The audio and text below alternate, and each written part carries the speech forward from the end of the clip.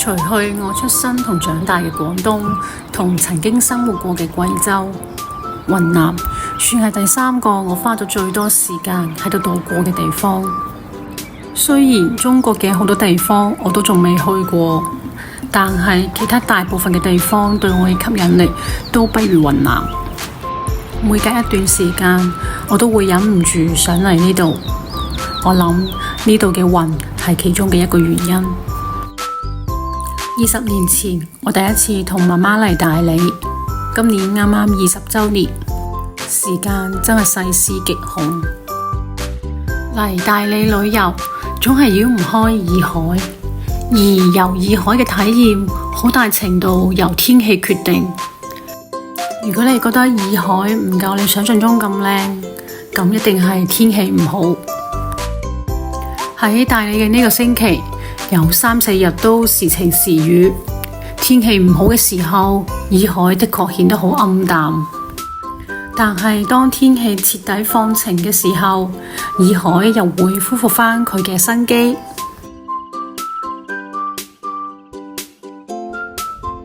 今次我選擇咗用幾乎最慢嘅方式遊洱海。電瓶車設定嘅速度係5公里1小時。行得快啲嘅都快過開電瓶車。不過我媽覺得呢個速度好有安全感。開咗一段時間之後，我哋就喺一片草地落腳。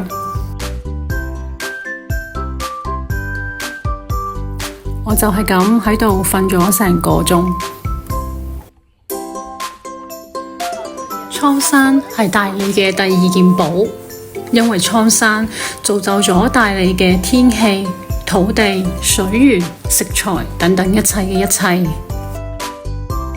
以前登蒼山都係坐索道，登到上山都冇咩好大嘅感覺，所以呢次試下行一小段。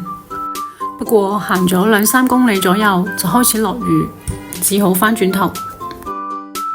蒼山裏邊有一間我敢保證係全大理最網紅嘅食堂，就係夕照庵。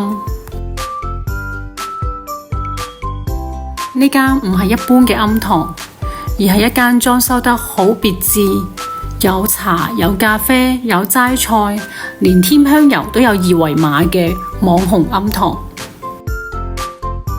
如果你想喺度坐低舒舒服服咁食一餐齋飯，至少要提前1個鐘嚟搵位，提前半個鐘開始排隊。